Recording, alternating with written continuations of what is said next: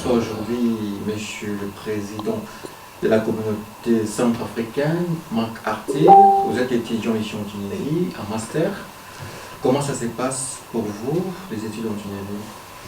Ben écoutez, comme toutes les études à l'étranger, c'est pas facile, c'est pas évident, mais il faut juste tenir le coup, hein, et avoir aussi à l'esprit que nous devons atteindre notre objectif, hein, ce dont pourquoi nous sommes en Tunisie.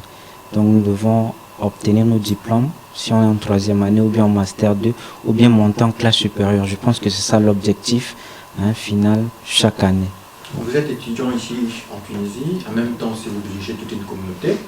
Hier, on a regardé sur les télévisions que la RCA a voté, a participé aux élections présidentielles depuis 2013 avec la gouvernance de Madame Catherine Samba Panza.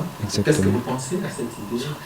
Ben écoutez, ça c'est déjà dans un contexte un peu politique. Bon, étant donné que je suis président d'une association, l'association. Exactement. Donc là, je vais réagir en tant qu'enfant du pays. Bon, du point de vue, en tant qu'un bon centrafricain, je pense que on a traversé cette crise depuis 3 ans et cette élection vient avec de l'espérance. Avec une rébellion des Séléka, anti-Balaka.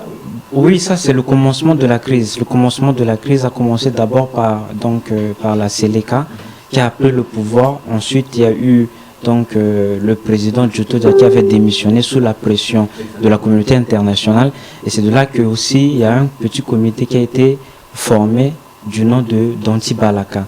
Malheureusement que l'Anti-Balaka s'est dérobé un peu de son objectif et a commencé aussi à attaquer la population. Voilà, on a sévi dans un désordre pas possible et aujourd'hui je pense qu'avec les élections, ça nous donne une espérance pour notre pays. Il y a quand même des difficultés concernant les élections parce qu'au jour même des élections, il y a une faute de matériel par exemple, les bureaux ne sont pas ouverts à temps, il y a beaucoup de réclamations concernant le parti de l'opposition. Quelque part, est-ce qu'il n'y a pas une faute?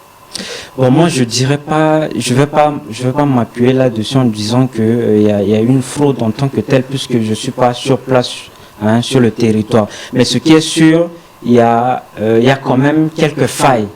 Pour ne pas dire fraude, il y a quand même quelques failles, il y a des manquements par-ci et par-là.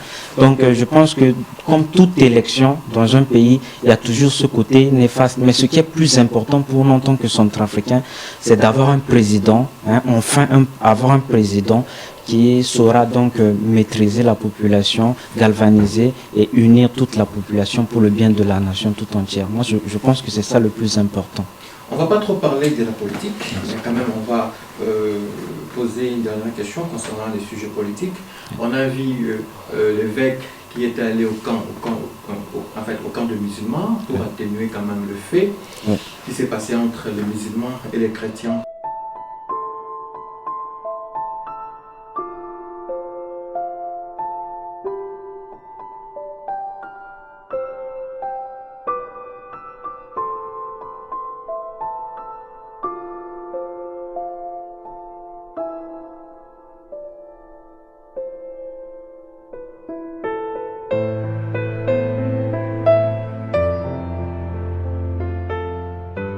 Il n'y a pas de guerre entre vous et nous.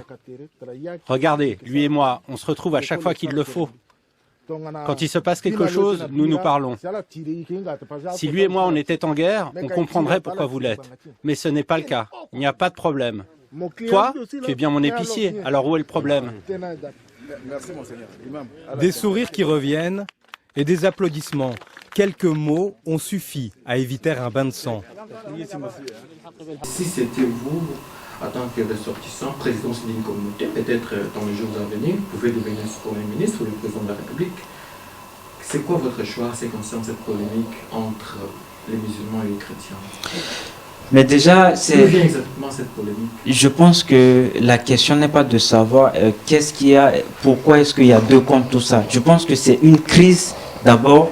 Il faut monter à l'origine. C'était une crise d'abord politique. Vous donnez une faute à qui lorsque vous dites qu'il faut monter à l'origine? Non, je ne peux pas donner une faute à quelqu'un, hein, à quelqu'un personne. Mais moi, ce que je sais, c'est que ce n'est pas une crise religieuse. Ça a été d'abord une crise politique à la base. Qu'est-ce qu'ils ont à voir avec la politique sur ce monde qui est ici? Vous allez dire que ces enfants font la politique? Ces mamans qui sont là font la politique? Est-ce qu'ils ont des armes, ces enfants-là là? Ils ne font même pas de distinction, ils tirent sur tout le monde, tirent sur tout ce qui bouge. Comment voulez-vous qu'on fasse? C'est vrai que si vous me posez cette question, est-ce qu'il y a quelqu'un à la base? Moi, je dirais oui. Pourquoi? Parce qu'il y a eu une manipulation. Ça, tout le monde le sait. Je n'ai pas besoin de vous donner un nom exact. Vous avez peur? Mais j'ai pas peur. J'ai pas peur d'exprimer ce que je ressens pour mon pays. Parce que c'est un peu frustrant lorsque je vois même mon pays rentrer dans un tel désordre. Mais il faut comprendre qu'il y a quand même une manipulation. Il y a une manipulation parce que la crise à la base, ça vient de l'Occident. Ça, il faut le dire. Voilà. Il y a une manipulation. Au moins, dans l'Occident, vous voyez les casques bleus pour sécuriser les élections. Bon, là, c'est trop politique. C'est pourquoi je vous dis, moi, je suis quand même président d'une association. Et l'association, à la base, est apolitique. Hein, il faut comprendre que c'est trop politique. Et quand vous rentrez dans ces choses-là, il y a quand même une manipulation. Voilà. Parce que la crise, à la base, comme je le disais, était une crise politique. Et étant donné que ça touchait la religion, ça ne va pas finir maintenant. Mais au fil des temps, lorsque les gens vont comprendre la base de la chose, je pense qu'il y aura la paix. La Centrafrique vivra ça. Il y a eu des mutineries, des rébellions, mais ce que nous vivons actuellement est pire que tout. Il y a eu changement. Pourquoi les exactions se continuent actuellement? Ils ont renversé le président, il disait qu'il ne voulait plus de lui. Il est parti, mais qu'on laisse tranquille la population. Si Catherine Samba était réélue présidente de Centrafrique. Oui. Et si c'est une condition, pourquoi? Parce que les textes étaient très clairs là-dessus, lorsqu'elle voulait assurer la transition, que le président de la transition ne pourra plus se présenter pour les prochaines élections. Et je pense que les textes sont clairs là-dessus. Bon. Alors, président Marc Arthur, vous êtes président de la communauté centrafricaine, ici en Djibouti. Oui. Comment ça se passe dans cette communauté? Quelle ambiance? Mais déjà, c'est le but de cette association de réunir tout le monde.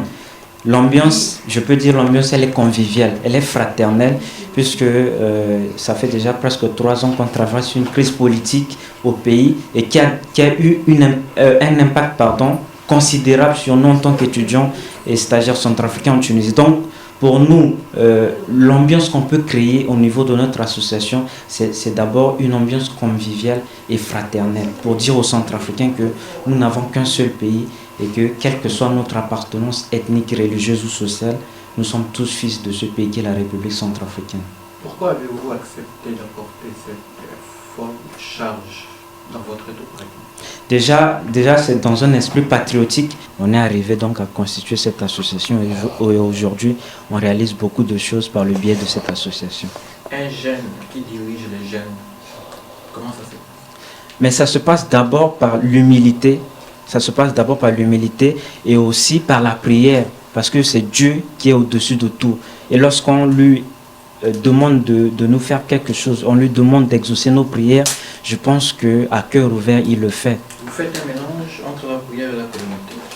Je ne fais pas un mélange, mais je mets d'abord, c'est complémentaire. Pourquoi je dis ça? Parce que Dieu, il est au-dessus et tout ce qu'on fait vient après. C'est-à-dire l'homme vient après, puisque c'est Dieu qui est le créateur et l'homme est la créature. Voilà ce que je peux dire. Donc c'est complémentaire. Donc tout ce qu'on fait, on met Dieu devant et je pense qu'avec l'aide de Dieu, on arrive toujours à obtenir ce qu'on veut, quel que soit ce qu'on demande. Vous êtes président d'une communauté, vous avez déjà presque exercé 2 mandats. Est-ce que vous comptez aussi acquitter les choses, les choix et notre...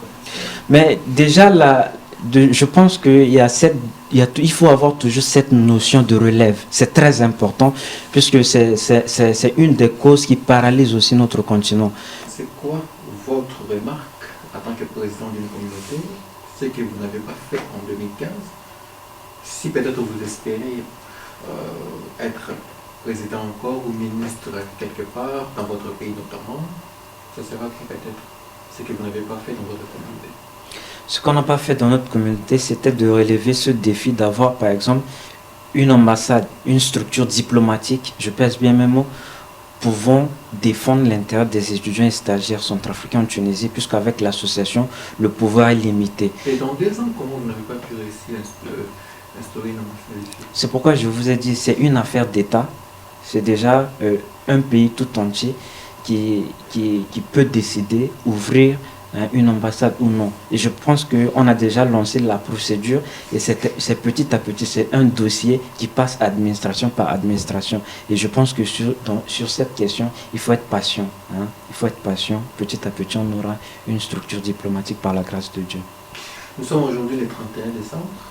Nous sommes des Africains. Il faut quand même dire la vérité. C'est quoi qu'est-ce que vous allez faire aujourd'hui en tant que président d'une communauté? Est-ce que vous allez quand même manger, se balader avec votre bureau ou bien avec toute la communauté ensemble? Mais déjà aujourd'hui c'est le 31. Vous sortez? Aujourd'hui je pars à l'église. Ça c'est très important parce que c'est la fin de l'année. Il faut confier donc tout ce qui a été réalisé durant cette année dans les mains de Dieu et lui confier également la nouvelle année. Moi c'est ce que je fais souvent.